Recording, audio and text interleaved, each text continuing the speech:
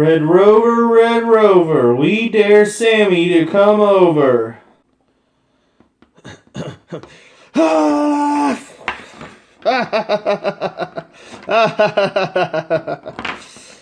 Red Rover, we dare Kevin come over.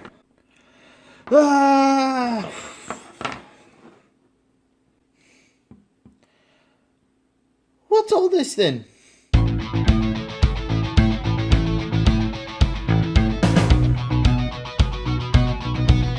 Let me talk about what I liked first. I actually kind of enjoyed seeing... I need an insurance man. Yeah.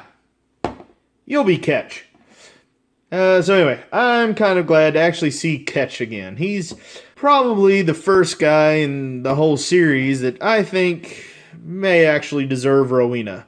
Or maybe she deserves him? Not sure how that goes. Regardless, I hope these two have many weird, dysfunctional years together. Or at least an entertaining night. The scale as a whole in this episode felt, well, better. More what they intended this year. With clever use of just random extras and some key dialogue choices, this episode felt more like the boys trying to keep control of a town than the previous one did. The ghost, you'll be my ghost this week. So the ghost having a town hall gathering scene, which pretty closely mirrored Sam's little town hall gathering, I appreciated and liked that a lot. I also appreciated that the ghosts were taking more active steps to work on a way to escape. True, the lucidity of ghosts is a debatable detail going by previous rules established, but this was well done enough that I feel like we could handwave it. Especially because... I'm getting ahead of myself. I especially like that Jack the Ripper made some efforts to be an intelligent and cunning villain. He kind of demonstrated the kind of villain that demonic Colonel Sanders should have been. I also like the iron chain ghost protection necklaces and the ghost line about how he guessed the guys were hunters. Those are all nice touches. As far as minor complaints of the episode, the sense of direction for where the boundary was seemed to kind of be all over the place. Half the time from a scene's framing, I was convinced the border wall was in one place, only to have a character then run the wrong way later in the scene. So were the characters inside ghost territory? Outside? Why were these characters even entering the ghost territory when they could just stand back of it? Other than the time they needed to rescue Kevin, why even enter ghost territory? For some searches of missing people, I kind of get that, but there were a few scenes where it didn't make sense for the characters to be on the wrong side of the tracks.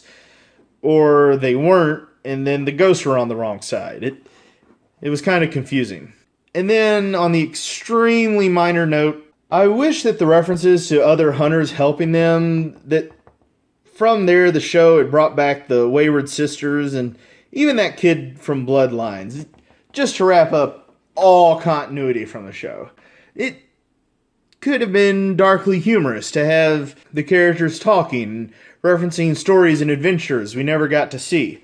Plus, they could get killed by ghosts, and that might be satisfying for some people. Now on to the really bad.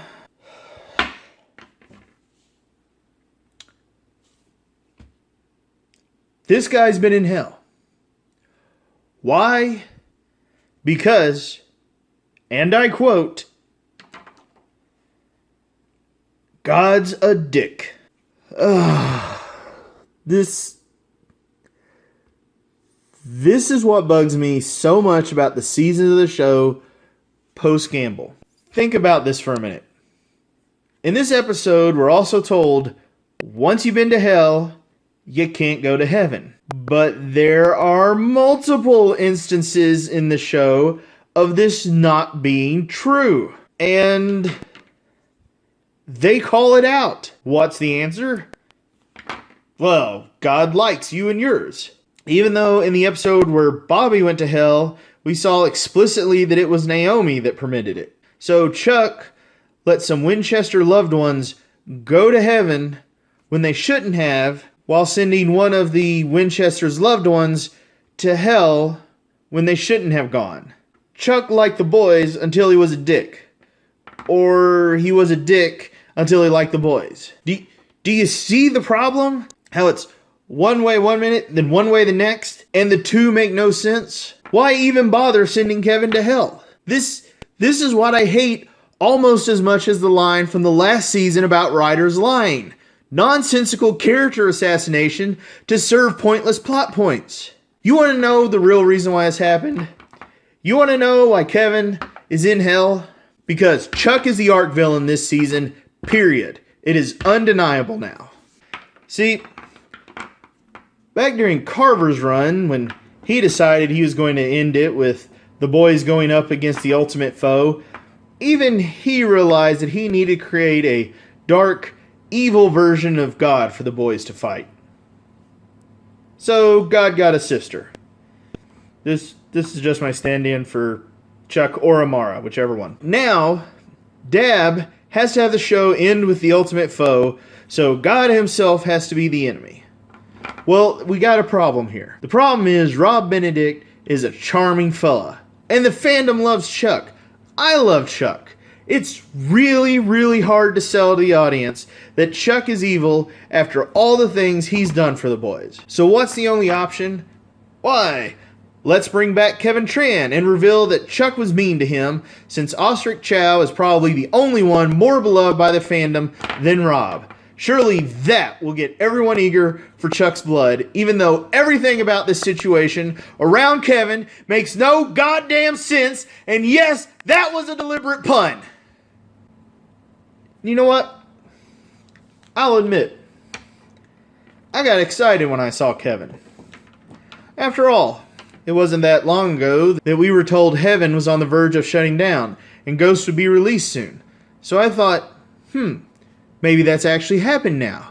And for one brief moment, I wondered what a final season would be like if every Winchester ally could potentially return. Kevin today, could we get Ash, Joe, Ellen, Bobby, Mary, John, Charlie? Would all these good ghosts band together with the hunters to fight the evil ghost? Would it be an all-hands-on-deck situation to fix the world? Were we going all out to give the show a grand goodbye? Just imagine the story potential. But no. It's just more shit on Kevin writing for a dumb, stupid plot that doesn't even make sense within the episode or general canon. Kevin can't go to heaven, even though everybody else has. At least if they had expelled all the souls from heaven, we'd have a more logical excuse for that. But no, let's just screw with canon while we're at it. So yeah, well, this episode had some good points. That whole bit angered me so much, I can only give this a 1.5 shell rating. It might have been a 2 shell episode, even with the Chuck hate, but just breaking canon for a dumb, stupid point, that sinks this whole effort. Needless to say, I'm not looking forward to next week then, but hey, can it get any worse? You can subscribe here to find out next week. Or don't. I don't care. I need a drink.